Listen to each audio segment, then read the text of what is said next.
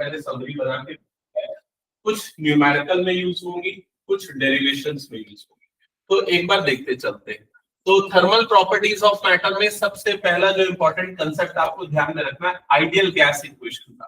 PV is equal to क्या होता था, एनआरटी। याद है, पी क्या होता था, प्रेशर, वी क्या होता था, volume, N number of moles, R universal gas constant, और टी क्या होता था, टेम्परेचर। ये सारा याद है, ठीक है।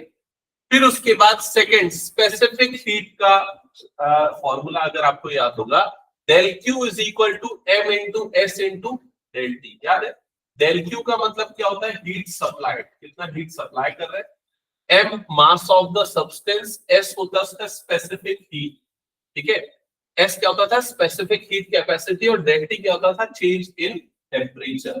ये सारी चीजें ध्यान में है कि नहीं बताना।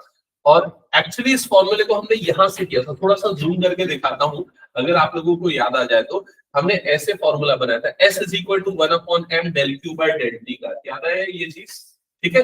और इस फॉर्मूले को हमने फिर अगर मोल के टर्म्स में लिखा था, ठीक है, specific heat capacity per unit mole के टर्म्स में अगर लिखा था तो 1/n आ जाता था। n क्या होता था, मोल्स, ठीक है। ये फॉर्मूला यूज होगा। सेकंड, लेटेंट हीट का फॉर्मूला ये याद है कि नहीं, L इज इक्वल टू क्या होता था, Q बाय L। L क्या होता था, लेटेंट हीट। लेटेंट हीट वो हिडन हीट होती है जिस हीट के कारण टेम्परेचर में चेंज नहीं होता। क्या चेंज होता है, स्टेट चेंज होता है, सब्सटेंस का स्टेट चेंज होता है।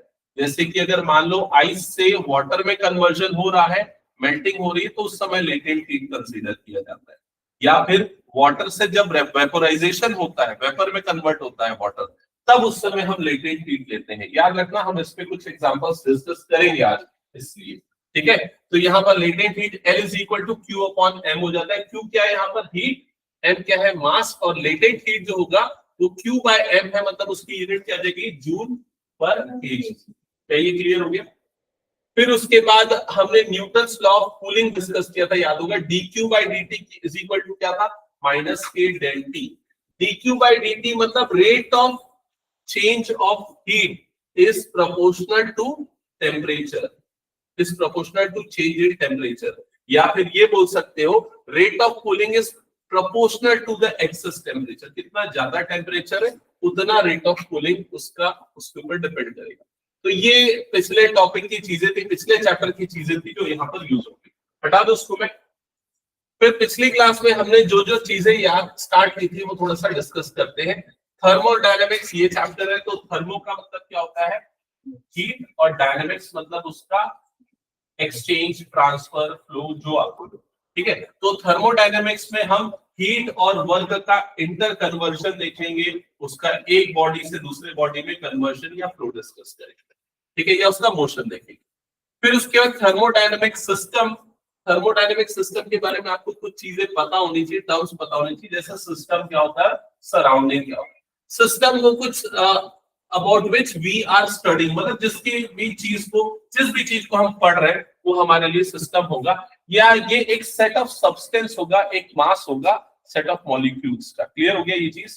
जैसे मान के चलो इस रूम में ये एक बॉटल रखी हुई है, तो ये बॉटल और इसके अंदर का सारा लिक्विड, ये सारा का सारा हमारे लिए सिस्टम हो गया, और उसके बाहर की पूरी चीजें क्या हो गई, सराउंडिंग हो गई। क्लियर हो गया ये चीज। अगर मान लो ये बॉटल बहुत कूल है, चिल्ड है, तो उस केस में यहाँ इसका टेम्परेचर कम है, रूम का टेम्परेचर ज्यादा है, तो हीट का ट्रांसफर होगा, एक्सचेंज होगा, ये सारी चीजें। क्लियर हो गया। सिस्टम और सराउंडिंग क्लियर हो गया। टाइप ऑफ सिस्टम में तीन टाइप के सिस्टम्स यूजुअली हम डिस्कस करते हैं। एक हो गया open system, close system, isolated system. Open system मतलब जैसे मान लो अगर बॉटल की बात करो, अगर उसका ऊपर का कैप ओपन है तो वहां से क्या है, मास भी चेंज हो सकता है, एनर्जी भी चेंज हो सकती है, ठीक है। तो मास और एनर्जी जब दोनों चेंज हो सकते हैं तो उसको हम ओपन सिस्टम बोलेंगे। तो exchange of matter and energy with its surrounding, तो ऐसे सिस्टम को ओपन सिस्टम बोलेंगे। क्लोज सिस्टम क्या होता है, जिसमें सिर्फ एनर्जी एक्सचेंज होगी, मैटर या मास का एक्सचेंज नहीं होगा। आइसोलेटेड सिस्टम, दोनों का एक्सचेंज नहीं होगा। आइडियली कोई भी सिस्टम आइसोलेटेड नहीं होता, बट आइसोलेटेड सिस्टम अगर हम कंसीडर कर रहे हैं तो कोई भी एक्सचेंज नहीं होगा। केमिस्ट्री में जो तुम लोग थर्मोडायनेमिक्स पढ़ते हो और फिजिक्स में पढ़ते हो, दोनों में क्या डिफरेंसेस है, तो ये मैक्रोस्कोपिक प्रॉपर्टी पे हम डिस्कशन करते हैं और केमिस्ट्री में माइक्रोस्कोपिक लेवल तक जाते हैं, ठीक है। तो मैक्रोस्कोपिक प्रॉपर्टी क्या है, इस वर्ड का मतलब क्या है, जो जो टर्म्स तुम लोगों ने नहीं लिखे वो मेरे ख्याल से नोट करते जाना, उससे ज्यादातर चीजें तो मैंने नोट करवा दी थी। ये शायद मैक्रोस्कोपिक प्रॉपर्टी मैंने नहीं लिख पाया था, लिख लो, शॉर्ट में लिखते चलना। Macroscopic property, macroscopic property, properties due to bulk behavior of matter, properties due to bulk behavior of matter।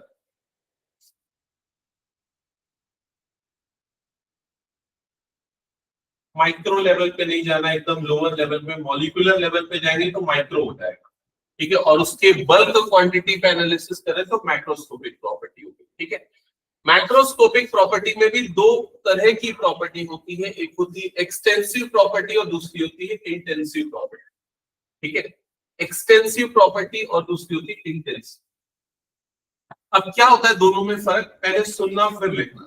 Extensive property depend करती है अमाउंट ऑफ सब्सटेंस के ऊपर, जैसे कि वॉल्यूम। अगर मान के चले इस रूम में एक सर्टेन वॉल्यूम है, अगर मान के चलो इस रूम में मैं बीच में एक दीवार लगा देता हूँ, ये एनसीईआरटी का एग्जांपल है, आप बुक को पढ़ोगे तो मिल जाएगा। इस बुक में एक दीवार बीच में खड़ी कर देता हूँ तो क्या होगा, उसका वॉल्यूम आधा आधा डिवाइड हो जाएगा। तो उसका जो वॉल्यूम है या इसकी जो प्रॉपर्टी है, वॉल्यूम वाली प्रॉपर्टी है, वो अमाउंट ऑफ सब्सटेंस के ऊपर डिपेंड कर रही है। समझ में आई ये चीज? लेकिन वहीं अगर इंटेंसिव प्रॉपर्टी की बात करें तो वो अमाउंट ऑफ सब्सटेंस के ऊपर डिपेंड नहीं करती।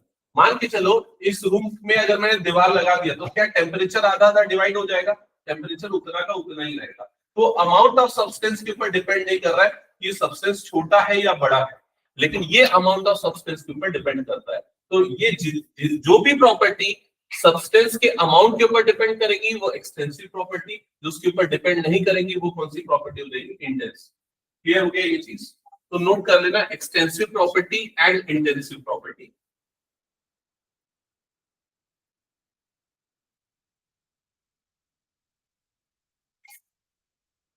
Extensive property and intensive property. NCERT की बुक अगर आप लोग कभी पढ़ोगे तो उसमें ध्यान से पढ़ोगे तो ये पूरी स्टोरी को उसने बताया। रूम को अगर हम हाफ कर देंगे वॉल्यूम हाफ हो जाएगा, लेकिन टेम्परेचर उतना का उतना ही रहेगा। तो टेम्परेचर उस चीज के ऊपर डिपेंड नहीं करेगा कि रूम का साइज छोटा है या बड़ा है। तो टेम्परेचर इंटेंसिव हो जाएगी और वॉल्यूम एक्सटेंसिव हो जाएगा। ऐसे बहुत सारी प्रॉपर्टीज है जिनको इंटेंसिव और एक्सटेंसिव की कैटेगरी में क्लासिफाई कर सकते हैं। मैंने 2-3 एग्जांपल हटा दो उसको, फिर ये हो गया। तो चलो नेक्स्ट, इसके बाद आते हैं थर्मोडायनामिक प्रोसेस। मेरे ख्याल से हमने ये डेफिनेशन लिख ली थी क्या थर्मोडायनामिक प्रोसेस की? लिखा था कि एक बार चेक कर रहे हैं। थर्मोडायनामिक प्रोसेस नहीं लिखा था, लिख लेना thermodynamic process, a process in which quantities like pressure, temperature and volume, quantities like pressure, temperature and volume changes or it has capacity to change। मैं जो लिखा रहा हूं उसको लिखना, वो तो ऐसे लिखा था मैंने। A process in which quantities like pressure, volume and temperature changes, quantities like pressure, volume and temperature changes, or it has capacity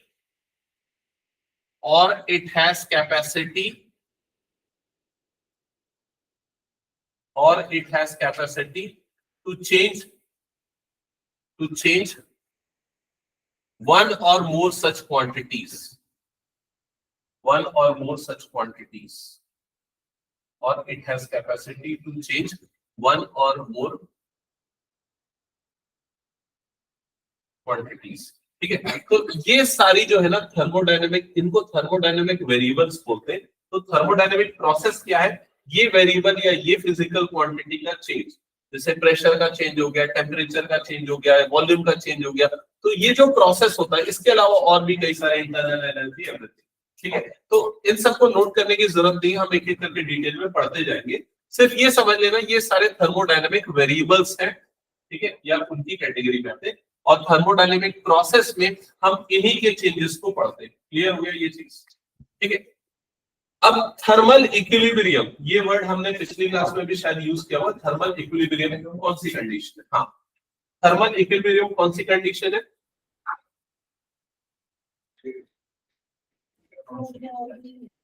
जब दो बॉडी सेम टेम्परेचर पे आ जाती है तो दोनों के बीच में हीट ट्रांसफर बंद हो जाता है या रुक जाता है, तो उस कंडीशन को हम क्या बोलते हैं? थर्मल इक्विलिब्रियम, ठीक है।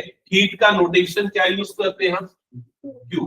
तो यहाँ पर देखो थर्मल इक्विलिब्रियम के लिए डेल क्यू, डेल का मतलब क्या हो गया? चेंज, चेंज इन हीट क्या हो जाएगा यहाँ पर? जीरो। क्या ये क्लियर हो गया? डेल क्यू की वैल्यू जीरो हो जाएगी। तो ये सारी चीजें भी हमने डिस्कस किया था। और हमने क्या पढ़ा था? जीरोथ लॉ ऑफ थर्मोडायनेमिक्स, याद है क्या? चलो बताओ जीरोथ लॉ क्या होता था? जीरोथ लॉ क्या होता था? हाँ, प्रेजेंट था ना लास्ट क्लास? नहीं था? हाँ बताओ भाई तुम्हें।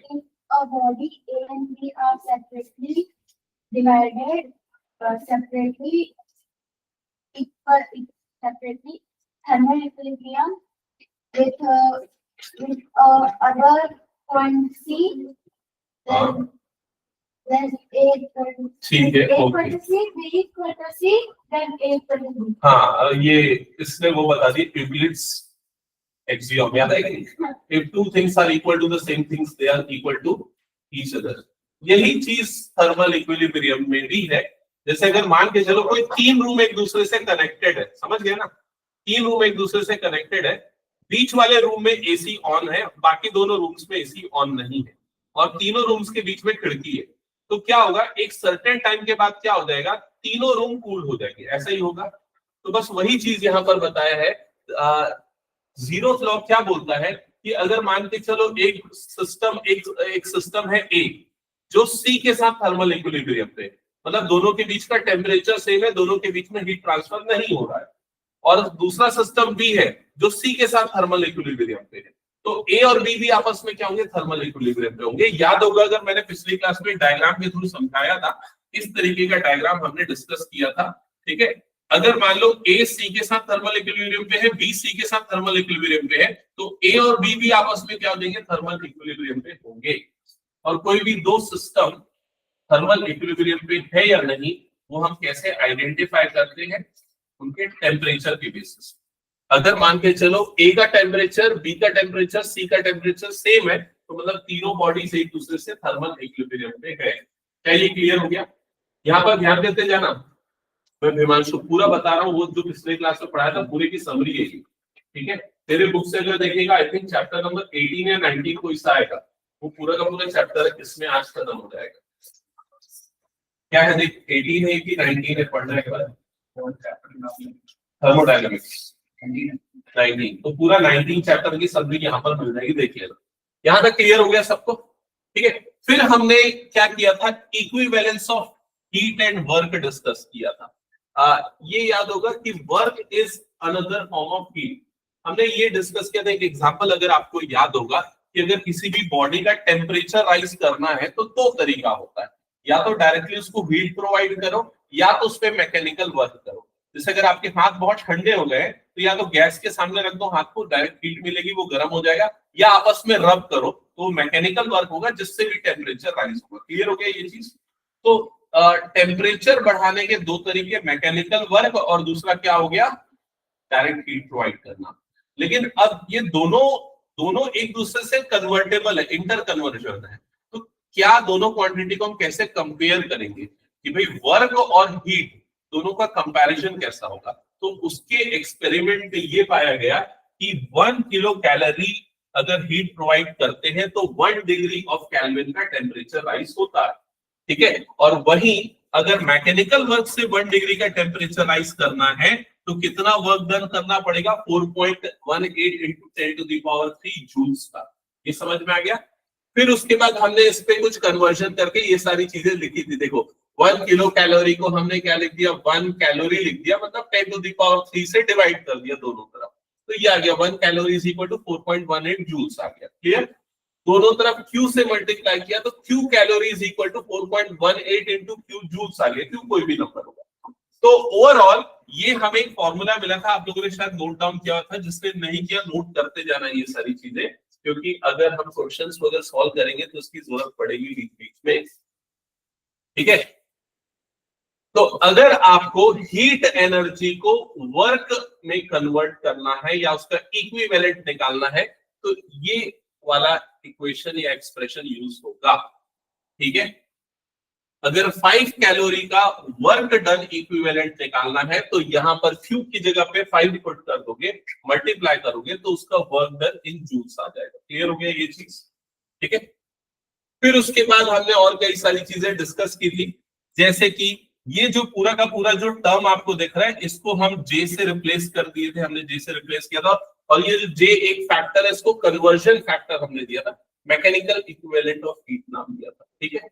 ओके, नेक्स्ट ये क्या है एक बार समझाना, तो मुझे ये देख के समझाओ, बताओ इससे क्या समझ में आ रहा है। एक मैंने रफ में डायग्राम बना दिया, sign convention of heat,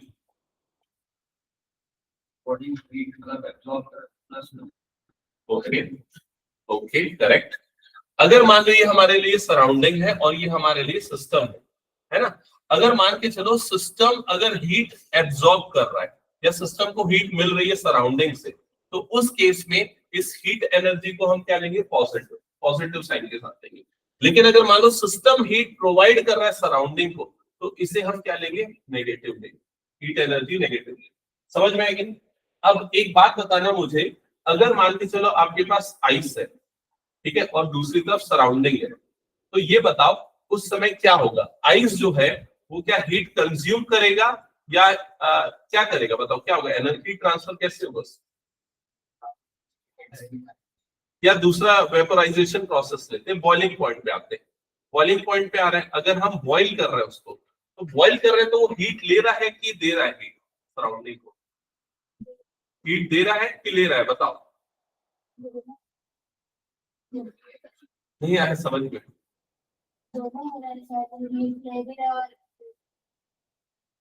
okay, इसको मैं दूसरे एग्जांपल से बताता हूँ, शायद तो ज्यादा बेटर वे में समझ में आएगा। चलो आगे डिस्कस करेंगे, फिलहाल एक एग्जांपल इसको बाद में देखेंगे। ये समझ में आ गया ना, अगर हीट सप्लाई हो रही है सिस्टम में तो इसको हम क्या लेंगे, पॉजिटिव, अगर सिस्टम सराउंडिंग को हीट सप्लाई कर रहा है तो उसको हम क्या लेंगे, नेगेटिव, ठीक है। चलो आगे बढ़ते हैं, नेक्स्ट। ये सारी चीजें पिछली क्लास की जो हमने डिस्कस किया था वही बता रहा हूं। नेक्स्ट हमने क्या देखा था, देखो वर्क डन। वर्क डन का एक फॉर्मूला डिराइव किया था, और इस फॉर्मूला के डेरिवेशन के लिए हमने यहाँ पर गैस और एक मूवेबल पिस्टन सिस्टम लिया था। इस मूवेबल पिस्टन का क्रॉस सेक्शनल एरिया हमने क्या लिया था, A, और यहाँ पर जो गैस है उसका इनिशियल प्रेशर हमने क्या कंसीडर किया था, P। अगर मान लो पिस्टन को प्रेस करते हैं तो उसका मोशन होगा, उसका डिस्प्लेसमेंट होगा। मान लो वो डिस्प्लेसमेंट ds हो गया, ठीक है, और यहाँ पर एरिया A है, प्रेशर P है, तो देखो कैसे हम वर्क डन निकालेंगे। तो वर्क डन का फॉर्मूला क्या होता है, वर्क डन होता है फोर्स इनटू डिस्प्लेसमेंट, यही होता है। अब फोर्स को अगर आप प्रेशर के टर्म्स में लिखने जाओगे तो फोर्स इज इक्वल टू क्या हो जाएगा, प्रेशर इनटू एरिया। क्लियर हो गया ये चीज। और अगर आप यहां पर ये small amount of work done निकाल रहे हो तो ये जो वर्क डन होगा that is equal to force into displacement. तो ये कौन सा डिस्प्लेसमेंट है, जो आपने यहां पर पिस्टन को डिस्प्लेस किया, कंप्रेस कर। क्लियर हो गया ये चीज। तो यहां पर फोर्स की वैल्यू पुट कर दो, प्रेशर इनटू एरिया पुट कर दो, तो pressure into area into displacement, ये एक्सप्रेशन आएगा। यहां तक क्लियर हुआ, चेक कर लो एक बार। अब नेक्स्ट स्टेप में, आखिरी स्टेप में क्या किया बताओ जल्दी से, एरिया इनटू डिस्प्लेसमेंट, उसको किससे कन्वर्ट कर दिया है, किससे रिप्लेस कर दिया, वॉल्यूम से। तो एरिया मल्टीप्लाइड बाय लेंथ मतलब क्या हो जाएगा, वॉल्यूम। तो dw या small amount of work done that will be equals to P into dV। क्या ये एक्सप्रेशन क्लियर हो गया, एक बार चेक कर लेना। ये इंपॉर्टेंट है, इस पे बेस्ड हमने कुछ न्यूमेरिकल पिछली क्लास में भी किए थे और आगे भी ये यूज होगा, ध्यान रखना। तो work done is equal to pressure into change in volume. Clear हो गया यहाँ तक। अब इसके बाद हमने दो केसेस डिस्कस किए थे। पहला केस, जब प्रेशर कांस्टेंट होगा तो क्या होगा, तो अगर प्रेशर कांस्टेंट होगा तो उस केस में देखो फॉर्मूला और ग्राफ दोनों चीजें थोड़ा ध्यान से समझना, ठीक है।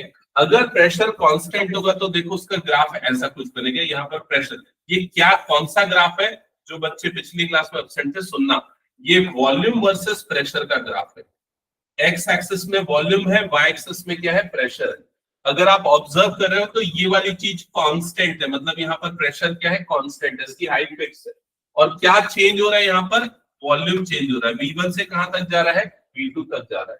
अगर आपको वर्क डन निकालना है तो वर्क डन निकालने के लिए आप ये पूरा एरिया कैलकुलेट करोगे, और ये पूरा एरिया दो तरीके से कैलकुलेट कर सकते हो, एक तो जियोमेट्रिकली सीधा लेंथ इनटू ब्रेड्थ लगा के, ठीक है, लेंथ इनटू ब्रेड्थ लगा के अगर करोगे तो इसका लेंथ कितना हो जाएगा, लेंथ देखो ये यहां से यहां तक की लेंथ V2 है, ये वाली लेंथ V1 है, तो ये वाली जो लेंथ आ जाएगी, ये वाली जो लेंथ आ जाएगी, यहाँ क्या लिखा है, V2 माइनस V1। क्लियर हो गया ये चीज। और इसकी ब्रेड्थ कितनी दी हुई है, P दी हुई है। क्लियर हो गया ये चीज, क्योंकि हाइट उसका वाई एक्सिस पे प्रेशर है, तो उसका जो वर्क डन हो जाएगा ये क्या हो जाएगा, P into V2 minus V1, ये नेट वर्क डन हो जाएगा। क्लियर हो गया ये चीज। और इसी चीज को निकालने के लिए दूसरा तरीका, अगर आप इसको ज्योमेट्रिकली न करके इंटीग्रेशन कैलकुलस यूज करते हो तो कैसे करोगे, तो यहाँ पर इंटीग्रेशन dw V1 से लेके V2 P dv आ जाएगा, P कांस्टेंट होगा बाहर निकलेगा, और फिर उसके बाद dv का इंटीग्रेशन हो जाता है v अपर और लोअर लिमिट पुट करोगे, फाइनल एक्सप्रेशन सही निकलेगा।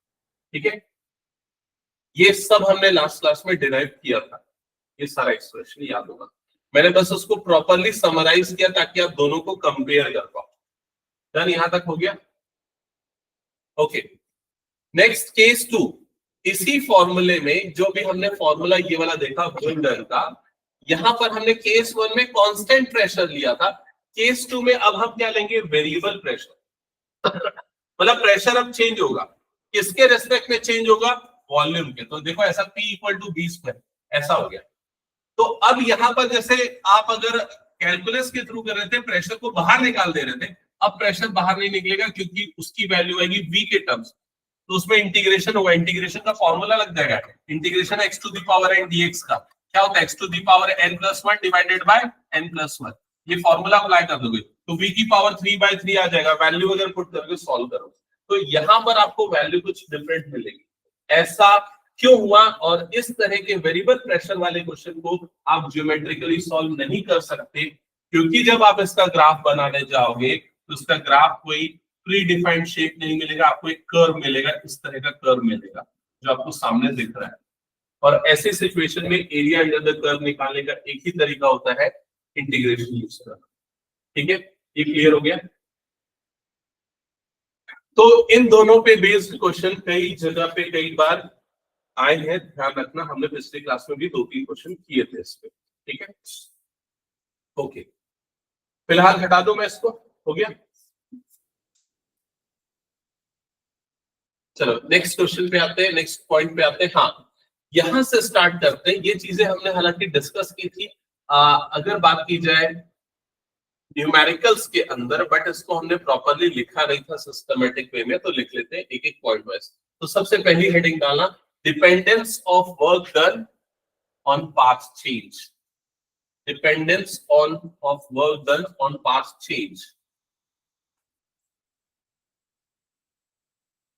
dependence of work done on path change।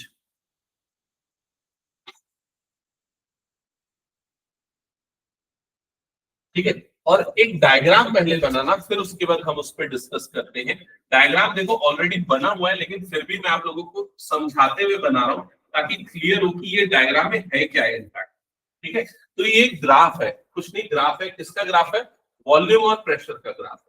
यहाँ पर एक्स एक्सिस में वॉल्यूम है और वाई एक्सिस में प्रेशर है, वाई एक्सिस में प्रेशर है। ठीक है, और इस ग्राफ में कुछ इंपॉर्टेंट पॉइंट्स है, जैसे कि सबसे पहला पॉइंट है यहाँ पर, और इस पॉइंट को उसने मार्क करके रखा है आई, आई इसमें इनिशियल पॉइंट है, दैट्स व्हाई आई। ठीक है, अब अगर पॉइंट आई है, यहाँ पर कोई भी ग्राफ में अगर कोई पॉइंट होता है तो मतलब उसका कोऑर्डिनेट होता है, एक्स कोऑर्डिनेट होता है, वाई कोऑर्डिनेट होता है। तो उसका एक्स कोऑर्डिनेट क्या है, तो उसका एक्स कोऑर्डिनेट इस पॉइंट पे वॉल्यूम की वैल्यू है, जिसको इसने किससे डिनोट किया है, V1 से। क्लियर हो गया ये चीज?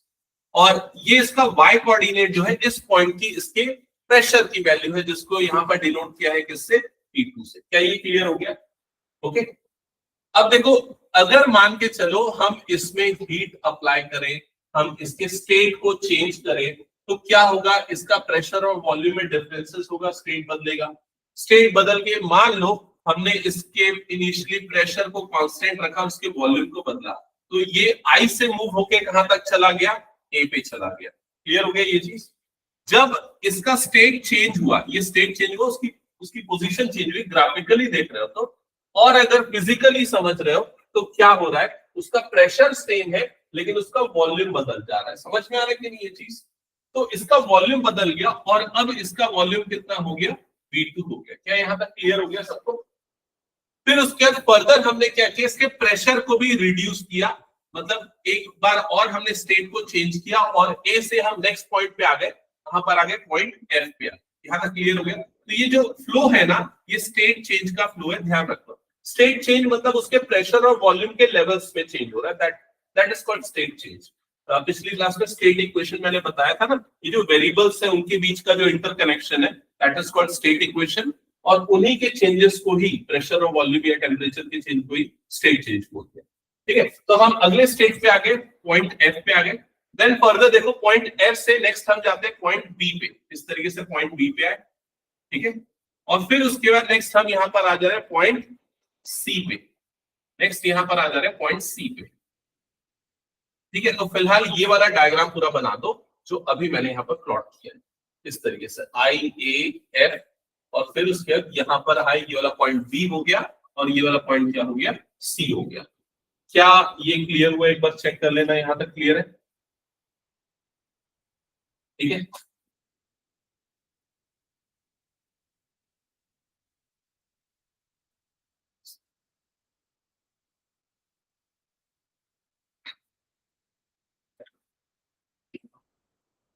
ओके। अब थोड़ा ध्यान से देखना, अगर यहाँ पर, अगर मान लो मैं यहाँ पर नेट वर्क डन निकालता हूँ कि नेट वर्क डन इसका कितना हुआ, इस पूरे प्रोसेस में नेट वर्क डन कितना हुआ, ध्यान से देखो। तो नेट वर्क डन निकालने के लिए ना मुझे क्या करना पड़ेगा? ये जो पूरा ग्राफ है, पूरा कर्व है, उसका टोटल एरिया कैलकुलेट करना पड़ेगा। ठीक है, तो नेट वर्क डन का एरिया, अभी हमने फॉर्मूला पढ़ा था, क्या था फॉर्मूला? रिकॉल करो। W इज इक्वल टू, या DW इज इक्वल टू, क्या था फॉर्मूला भी जो हमने डिराइव किया था? DW is equal to P into DV। याद आया कि नहीं? ठीक है, P इंटू DV। तो ये P और DV प्रेशर और वॉल्यूम वाला कर्व है ना? और ये अभी थोड़ी देर पहले ये भी रिकॉल करना, मैंने ये भी चीज बताई थी कि भाई वर्क डन को निकालने का एक और तरीका क्या है? एरिया अंडर द कर्व निकाल लो, सीधे सीधे एरिया अंडर द कर्व निकालो। अगर मान के चलो आप यहां से पॉइंट आई से लेके चलते हुए इस तरीके से मूव कर रहे हो, और अब अगर आपको ये बोल रहा है कि वर्क डन कैलकुलेट करो, तो वर्क डन कैलकुलेट करने के लिए आप क्या देखोगे? आप ये पूरा पाथ क्या फॉलो हुआ है वो कैलकुलेट। ये देखो, ये पाथ क्या फॉलो हुआ है, यहाँ पर area under the curve with x axis कितना आ रहा है, मतलब एक्स एक्सिस के साथ कितना कितना एरिया कवर्ड है वो कैलकुलेट करोगे। तो एक्स एक्सिस के साथ इसमें ना, एक मिनट, आई बी एफ डी सी, और इधर पे हाँ आई ए एफ डी सी। एक मिनट, मैंने ना ये थोड़ा सा फ्लो गड़बड़ बना दिया, सॉरी, एक मिनट। फर्स्ट वाला जो वर्क डन हम ले रहे हैं ना, वो ये वाला है, ये वाला है, ये वाला है, इसको करेक्ट कर लेना। फर्स्ट वाला वर्क डन ये वाला है,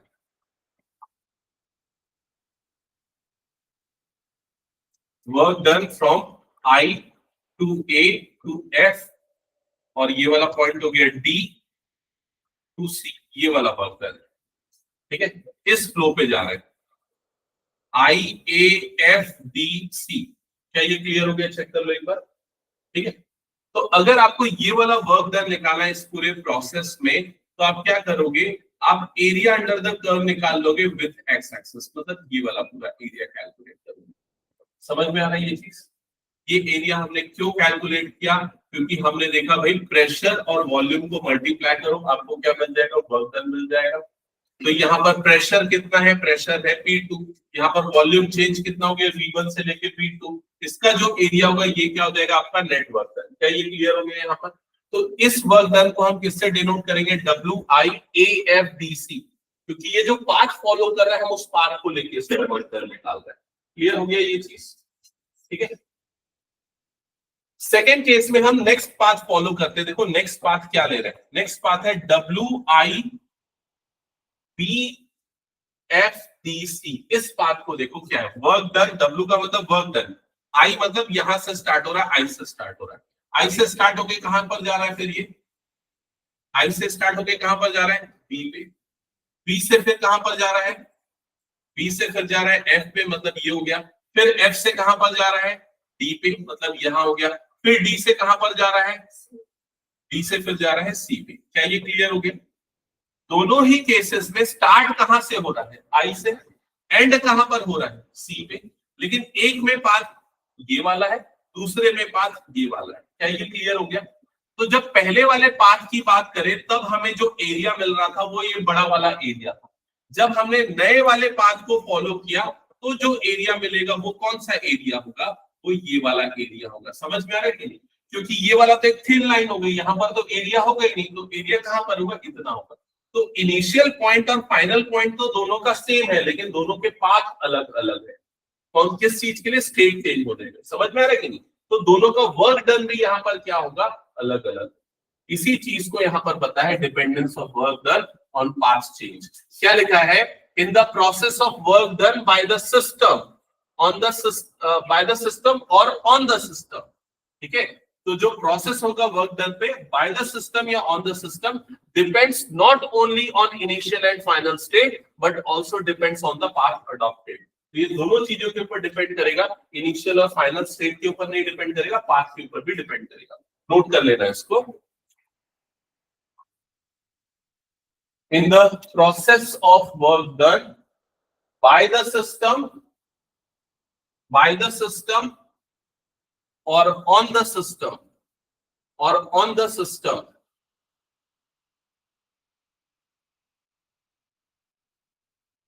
depends not only on initial and final state,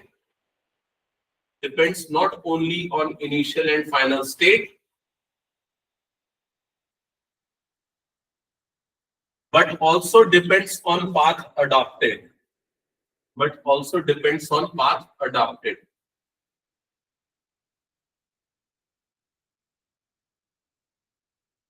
okay, note down कर लिया? ओके, तो फर्स्ट केस में जो पाथ अडॉप्ट किया था वो पाथ क्या था, IAFDC। ठीक है, ये वर्क डन, इसको लिख लेना, work done, W work done हो गया, IAFDC उसका पाथ हो गया। तो यहाँ पर जो एरिया होगा या वर्क डन होगा वो एरिया अंडर दिस कर्व होगा जो आपको रेड कलर से मार्क दिखता है। क्लियर हो गया ये चीज? एरिया ऑफ रेक्टेंगल क्या हो गया, IADC, ये वाले रेक्टेंगल का एरिया। सेकेंड वाला जो वर्क डन आपको दिख रहा है, अगेन इनिशियल स्टेट और फाइनल स्टेट दोनों का I और C सेम है, बट इसका पाथ डिफरेंट हो गया। अब इसका पाथ क्या है, IBFDC, मतलब ये वाला पाथ फॉलो हो रहा है, ये वाला पाथ फॉलो हो रहा है। तो ये पाथ फॉलो हो रहा है तो वर्क डन निकालते समय सिर्फ ये वाला एरिया कैलकुलेट होगा, मतलब area is equals area of rectangle BFDC आएगा ये वर्क डन। क्या ये क्लियर हो गया? बता दो एक बार, कंफर्म करो। ठीक है, दैट्स इट। क्या ये पॉइंट क्लियर हो गया? एक क्वेश्चन को देखें इस पे बेस्ड। ठीक है, चलो एक न्यूमेरिकल शायद होगा इस पे बेस्ड, एक बार उसको डिस्कस करते हैं, और शायद ये वाला न्यूमेरिकल है, एक बार देख।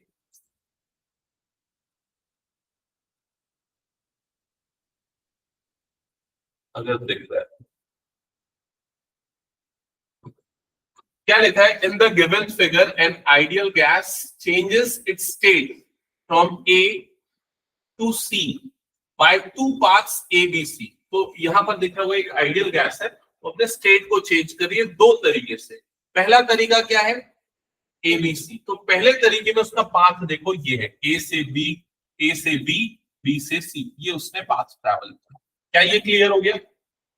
और दूसरे तरीके में उसका पाथ क्या है, ए टू सी। दूसरे तरीके में उसका पाथ है ए टू सी, तो ए टू सी पाथ मतलब ये वाला हो गया। क्या ये समझ में आ रहा है सभी को? ठीक है।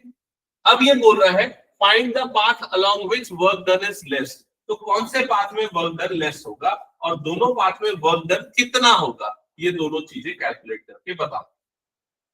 चलो कैसे करेंगे कैलकुलेट दोनों केसेस में वर्क डन।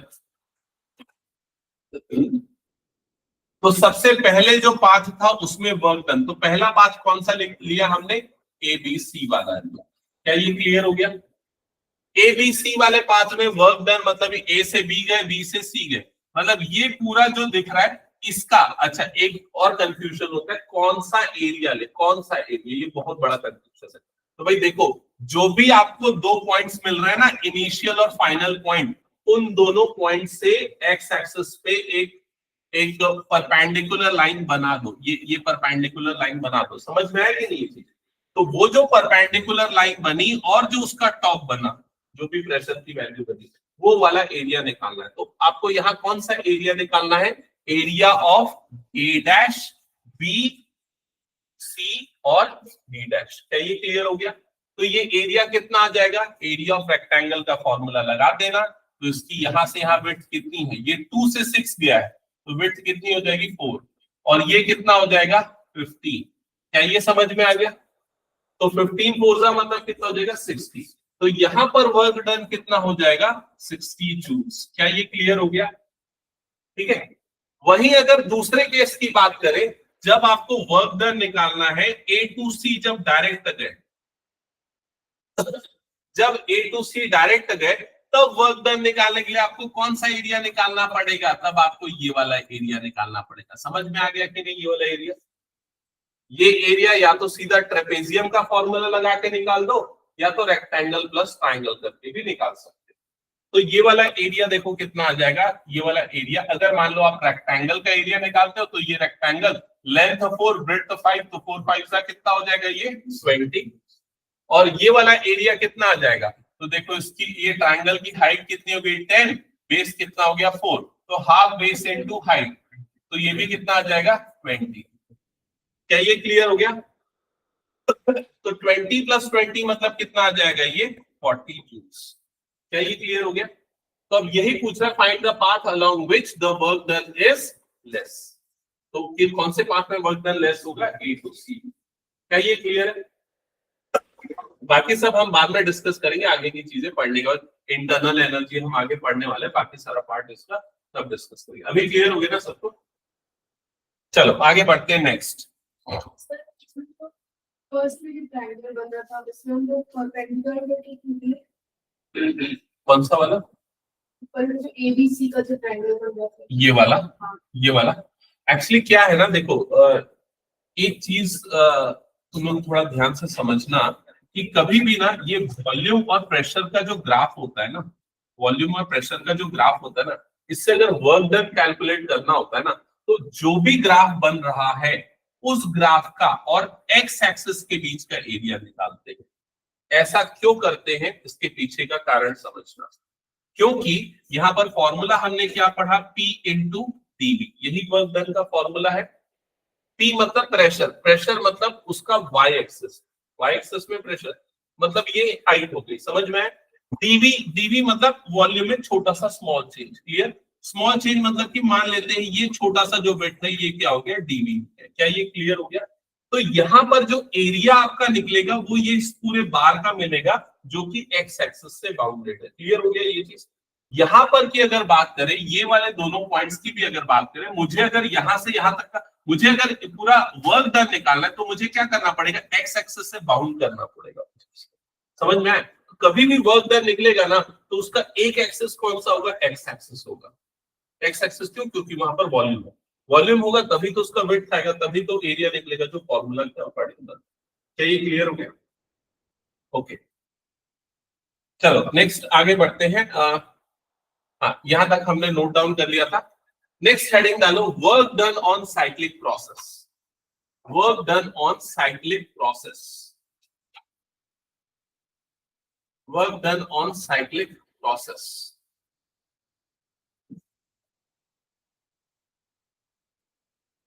मैं एक क्वेश्चन पूछता हूं, इसी एग्जाम्पल को हम लेते हैं, ठीक है। अभी हमने जैसा जो भी डिस्कस किया, वर्क डन को हमने अलग अलग तरीके से देखा। फॉर्मूला क्या है, मेन फॉर्मूला क्या है, P इंटू डी।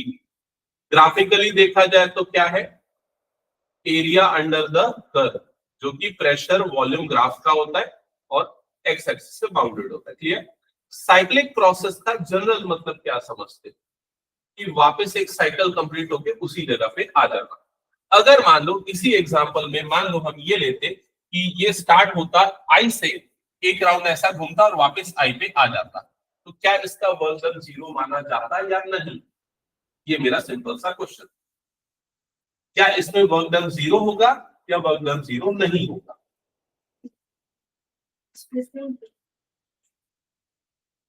इसमें वर्क डन 0 होगा या वर्क डन 0 नहीं होगा? ये सिंपल सा क्वेश्चन है। क्या क्या लग रहा है, क्या बोल रहे हो वैभवी, बताओ। 0 होगा, और बाकी लोगों का क्या बोल रहे हैं? 0 होगा, और बाकी लोगों का नहीं होगा। चलो ठीक है, एक बार डिस्कस करते हैं, देखते हैं कैसे होगा, आप लोग खुद समझते जाना। अभी मैंने जो एग्जांपल लिया, मैंने जो चीज आपसे पूछी, उसमें मैंने क्या बोला, हम आई से स्टार्ट कर रहे हैं, ए पे जा रहे हैं, फिर एफ पे जा रहे हैं, फिर यहाँ जा रहे हैं, फिर वापस यहाँ पर आ जा रहे हैं, एक साइकिल कंप्लीट हो जा रहा है। यही किया हमने। अब इसमें ना हम वर्क डन एक एक स्टेट पे निकालते हैं, एक एक स्टेट। मतलब जब आई से ए तक गए तो वर्क डन कितना हुआ, तो आई से ए तक गए तो वर्क डन कितना हुआ। तो इसको नंबर के फॉर्म में लाने के लिए मैं इसको 2 और इसको 5 ले लेता हूँ, इसको 10 और इसको 15 ले लेता हूँ फॉर एग्जांपल। क्या ये क्लियर हो गया? तो बताओ आई से ए तक जाने में वर्क डन कितना होगा? आई से ए तक जाने में वर्क डन कितना होगा? इसको मैं WIA से डिनोट कर देता हूँ। कितना होगा वर्क डन? तो ये वाला और एक्स एक्सिस के बीच का एरिया, वही उसका वर्क डन होगा। मतलब ये पूरे रेक्टेंगल का एरिया, तो ये कितना हो गया 3, और ये कितना हो गया 15। 3 तो 15 3 का मतलब कितना हो गया 45। तो यहाँ पर वर्क डन हो गया 45 जूल्स। क्या ये क्लियर हो गया? अब ये बताओ ए से एफ तक आने में वर्क डन कितना हुआ? ए से एफ तक वर्क डन आने में कितना हुआ? ए से लेके एफ तक अगर हम आए तो वर्क डन कितना हुआ? थोड़ा सोचो। वर्क डन मतलब कि ये वाला बार और एक्स एक्सिस के बीच का एरिया, इसका तो विड्थ ही नहीं है ना, ये तो लाइन है। लाइन का एरिया होता है क्या? नहीं होता है। मतलब ये वाला एरिया 0 है, मतलब ए से एफ तक आने में वर्क डन क्या हो गया? 0 हो गया। तो work done from A to F क्या हो गया यहाँ पर? 0। क्या ये क्लियर हो गया? अब ये बताओ एफ से बी में आने में वर्क डन कितना हुआ? एफ से बी तक आने में वर्क डन कितना हुआ? Work done from F to B, थोड़ा कैलकुलेट करो। अगर यहां से यहां तक आ रहे हैं तो वर्क डन कितना होगा? तो भाई ये वाला जो हमने बार बनाया, ये और इसके बीच का एरिया, किसके? एक्स एक्सिस के बीच का एरिया कितना आ जाएगा? ये वाला देख लो, 3 इंटू 10 मतलब कितना हो जाएगा 30। ये वर्क डन कितना हो गया 30 जूल्स। क्या ये क्लियर हो गया? अब फिर हम बी से कहां गए? वापस आई पे चले गए। बी से वापस कहां पर चले गए? आई पे। अब बताओ वर्क डन कितना हुआ? Work done from B to I ये कितना हो गया? 0। क्या ये क्लियर हो गया सभी को? ठीक है। अब यहाँ पर अगर हमको पूरा कौन सा वर्क डन देखना है, एक साइक्लिक प्रोसेस का वर्क डन देखना है। साइक्लिक प्रोसेस मतलब work done from I to A to कहां गए थे? आई ए एफ, फिर क्या हो गया बी, और फिर कहां पर आ गए? वापस आई पे आए। क्या ये क्लियर हो गया? तो अगर ये वाला वर्क डन देखना है यहाँ वाला साइक्लिक प्रोसेस में, तो हम ये वाले वर्क डन में से कौन से वर्क डन को माइनस कर देंगे? ये वाले वर्क डन को, नीचे वाले वर्क डन को माइनस कर देंगे। तो ये कितना आ जाएगा? 45 माइनस 30, तो कितना आ जाएगा? ये 15 जूल्स। क्या ये समझ में आया? तो साइक्लिक प्रोसेस में वर्क डन 0 नहीं होगा, ये समझ में आ गया। क्या ये क्लियर हुआ सभी को? तो अगर साइक्लिक प्रोसेस है तो वर्क डन कैसे कैलकुलेट होगा? तो पहले वाला पाथ में वर्क डन माइनस दूसरे वाले पाथ में वर्क डन, ये निकाल लोगे तो उससे आपको क्या बन जाएगा? साइक्लिक प्रोसेस में वर्क डन। तो देखो यहाँ पर एक्सप्रेशन और उसका ग्राफिकल रिप्रेजेंटेशन और मैथमेटिकल एक्सप्रेशन देखिए। ठीक है, क्या लिखा है? When a system after passing through different state returns to original state. अगर मान लो कोई सिस्टम डिफरेंट स्टेट से पास होने के बाद ओरिजिनल स्टेट पे रिटर्न आ रही है, तो इस प्रोसेस को हम क्या बोलते हैं? साइक्लिक प्रोसेस बोलते हैं। क्लियर हो गया ये चीज? And work done in cyclic process is given by. तो अगर ये साइक्लिक प्रोसेस का एग्जांपल ले रहे हैं तो उसमें वर्क डन कितना होगा? तो work done on this process, A से बी तक जाने में वर्क डन, तो ए से बी तक जाने का वर्क डन क्या हो जाएगा, यहां से यहां और ये वाला एरिया, समझ में आई ये चीज। तो ये हो गया work done on this, minus ये वाला वर्क डन बी से ए तक जाने में जो वर्क डन होगा वो वाला वर्क डन, समझ में आ गया ये चीज। तो वही चीज यहाँ पर लिखा है, work done in cyclic processes given like this. Note down कर लो इसको।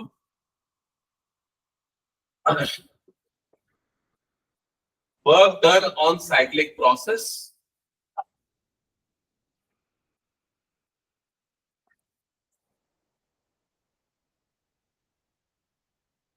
when a system after passing through different states returns to original state, then it is called cyclic process। उसमें नेट वर्क डन कैसे calculate किया वो लिखा है। अच्छा, change in state का मतलब क्या है, अगर अभी इस डायग्राम के हिसाब से देखें तो प्रेशर और वॉल्यूम का चेंज, ठीक है, कोऑर्डिनेट्स का चेंज।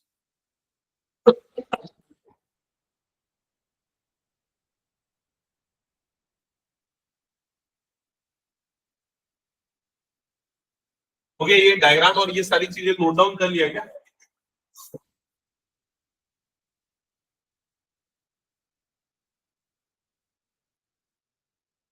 ओके, मैंने यहाँ पर कुछ चीज लिखी है, क्या इसका मतलब समझ में आ रहा है? ये दो चीजें बताओ, पॉइंट नंबर 1, पॉइंट नंबर 2, इन दोनों पॉइंट्स का मतलब किसी को समझ में आया तो बताओ।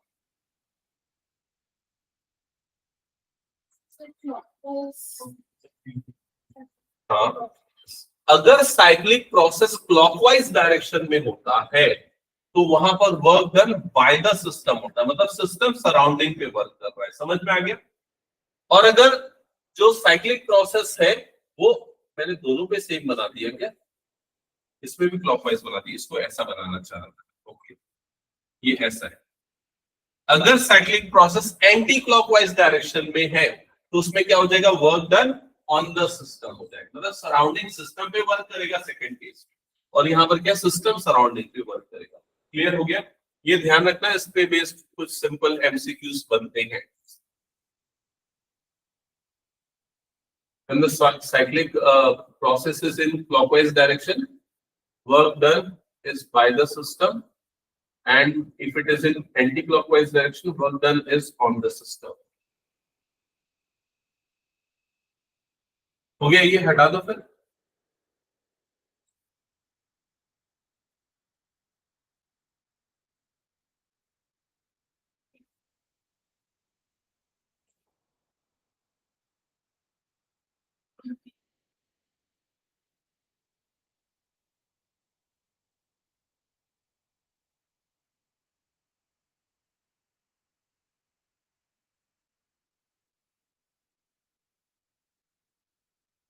हो गया, हटा दो क्या?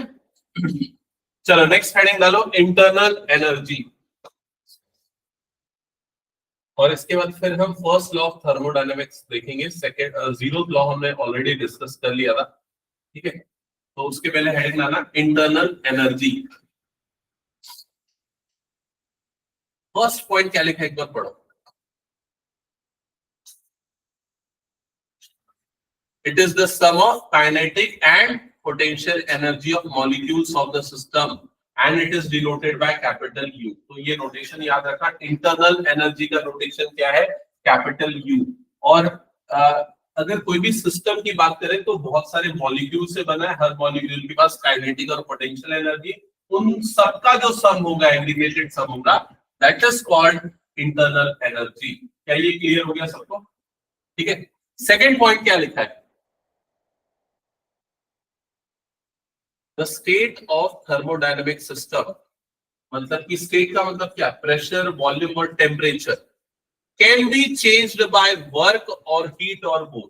तो स्टेट का चेंज हम कर सकते हैं, या टेम्परेचर, प्रेशर, वॉल्यूम को चेंज कर सकते हैं, या तो हीट देके, या तो फिर वर्क करके, या फिर दोनों काम करके, हमने डिस्कस किया। The difference of heat and the work done at two states A and D are constant। तो अगर हम कोई दो स्टेट पे इन दोनों का डिफरेंस लेते हैं, हीट और वर्क डन का, तो ये डिफरेंस क्या होगा, कांस्टेंट। ये इंपॉर्टेंट लाइन है, समझना, यहीं से डिफाइन होगा यहीं से डिफाइन होगा इंटरनल एनर्जी, और यहीं से आने वाला है फर्स्ट लॉ ऑफ थर्मोडायनेमिक्स। ठीक है।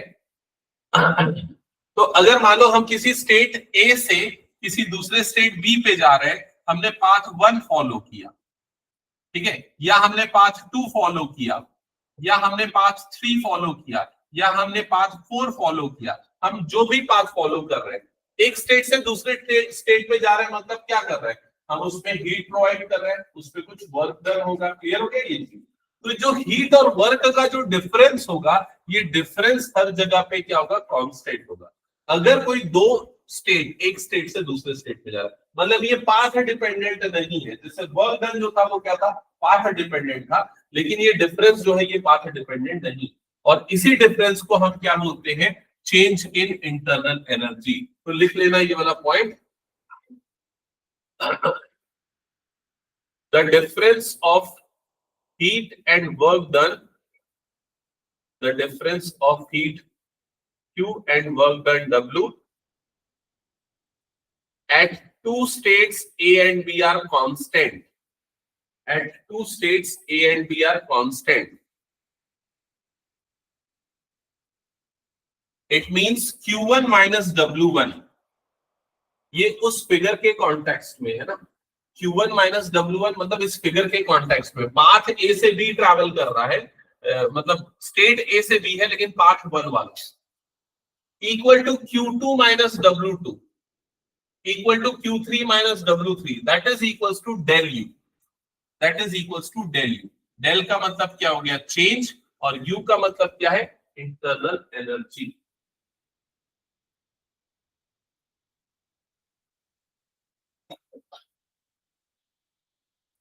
इसको देखो अलग अलग तरीके से डिफाइन कर सकते हो। अगर पूछे चेंज इन इंटरनल एनर्जी क्या है, क्वेश्चन आता है what do you mean by change in internal energy?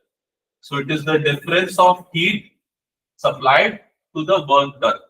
इसमें जितना भी हीट सप्लाई किया माइनस वर्क डन, ये जो होगा that is equal to change in internal energy. क्या ये क्लियर हो गया? नेक्स्ट नेक्स्ट, अच्छा ये पॉइंट तो यहां पर क्लियर हो गया कि वो पाथ के ऊपर डिपेंड नहीं करता। तो नेक्स्ट पॉइंट वही लिखा है, del U depends only on the state of the system, not on the path follow. ठीक है, del U मतलब change in internal energy only depends on state, not on path. ठीक है, साइक्लिक प्रोसेस के लिए, साइक्लिक प्रोसेस के लिए क्या होगा, साइक्लिक प्रोसेस समझ गए ना, ए से गए बी और बी से वापस आ गए ए से गए बी और बी से वापस आ गए ए। तो बताओ वहां पर इंटरनल एनर्जी में चेंज क्या होगा? नहीं समझ में आया? अगर मान लो आप पॉइंट ए से बी गए हो और बी से वापस ए आ गए, तो आपका इनिशियल पॉइंट और फाइनल पॉइंट दोनों सेम हो गया ना, दोनों सेम हो गया, तो चेंज इन इंटरनल एनर्जी क्या हो जाएगा, जीरो। क्योंकि ये पाथ के ऊपर डिपेंड ही नहीं कर रहा है, सिर्फ दो चीजों के ऊपर डिपेंड कर रहा है, इनिशियल स्टेट क्या है और फाइनल स्टेट क्या है। तो लिख लेना, for cyclic process del U is equal to zero, for cyclic process del U is equal to zero।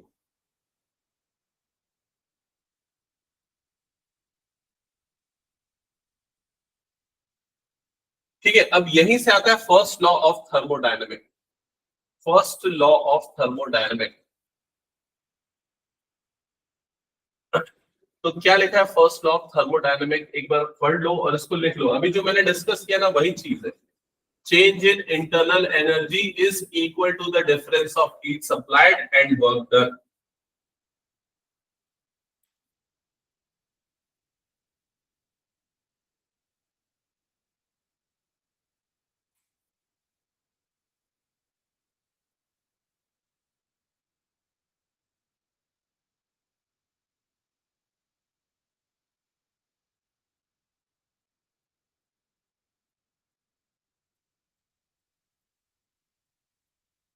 ये नोट डाउन कर लो ये सारी चीजें जो देख रही है।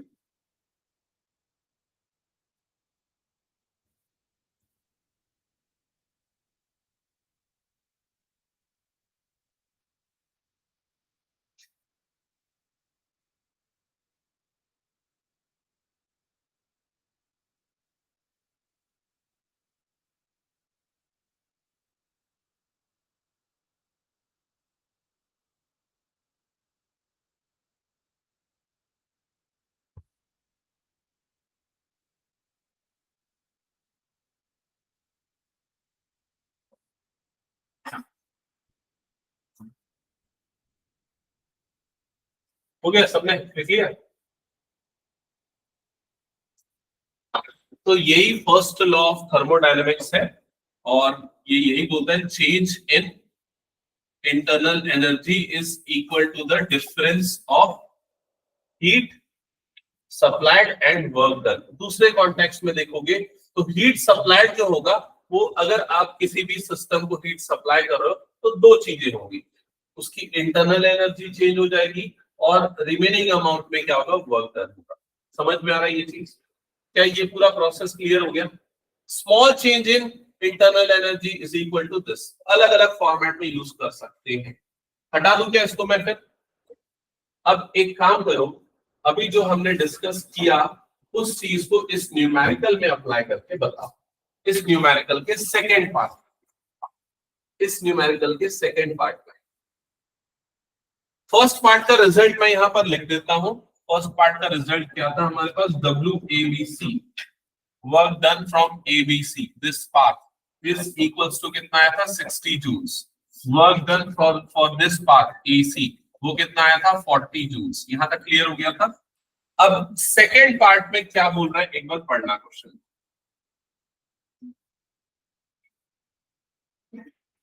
अच्छा, अभी हमने जो फॉर्मूला भी डिस्कस किया, क्या था formula? Del U is equal to क्या था, Q माइनस W। ये चीज भी ध्यान में रखना है ना। तो यहाँ पूछ रहा है the internal energy of gas at A is 10 joules. तो ये क्या है 10 जूल्स, समझ में आएगा? नहीं, क्या है यू है। ये इंटरनल एनर्जी का नोटेशन क्या है, यू। इंटरनल एनर्जी मतलब यू, तो ये यू है। कहां पर यू है इंटरनल एनर्जी, कहां पर, पॉइंट ए में। समझ में आ रहा है कि कितना है, 10 जूल्स। क्या ये क्लियर हो गया, बताओ जल्दी। तो मतलब ये क्या दिया है आपको, यू ए की वैल्यू दिया हुआ है और कितना दिया हुआ है, 10 जूल्स दिया हुआ है। क्या ये समझ में आया, बताओ जल्दी।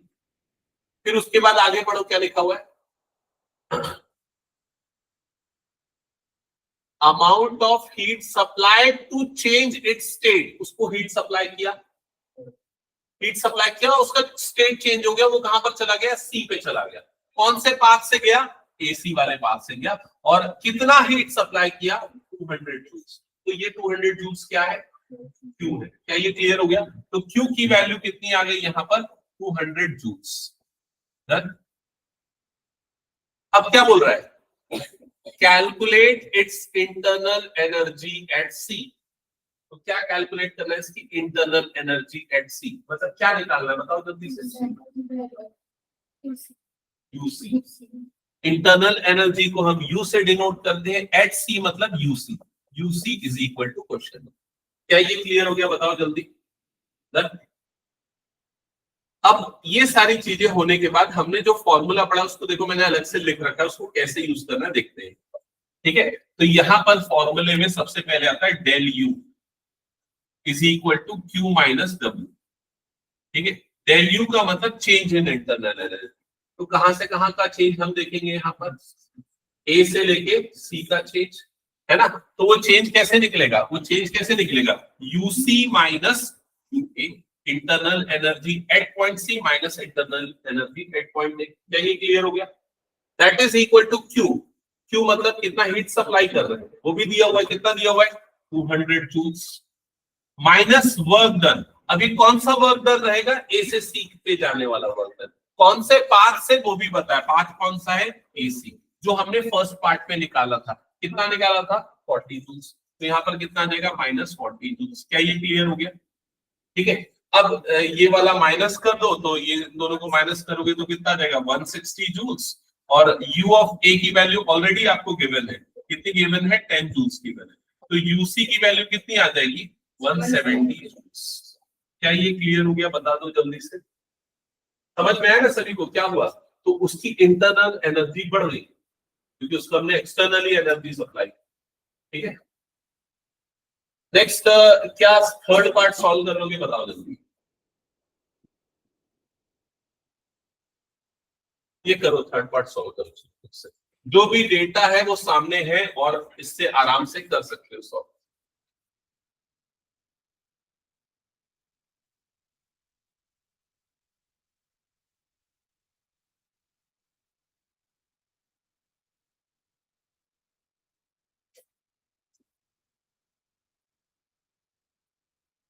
क्या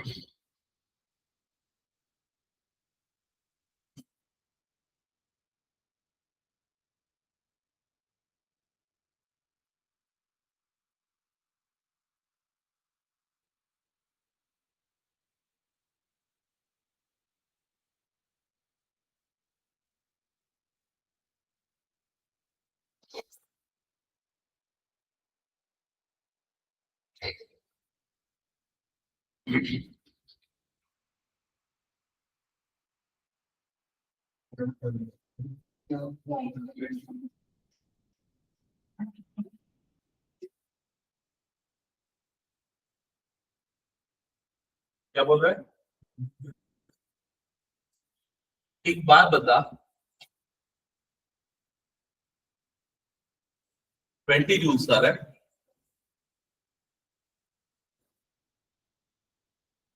और किसी का कुछ और आंसर? हाँ, 10 सही है। चलो देखो इधर पे, सेम फॉर्मूला यूज किया हुआ डेल यू, है ना? Del U is equal to Q minus W. अच्छा, डब्ल्यू एसी ना हो के अब वो क्या बन गया होगा? अच्छा, और डेल यू भी बदल गया होगा ना, कहां से कहां तक बोल रहा है ये? ए से लेके बी तक। तो डेल यू को अब आप क्या लिखोगे? U B minus U A. क्या ये लिखा? Change in internal energy A to B मतलब B final internal energy, initial internal energy, ऐसे निकालते हैं। That is equals to Q.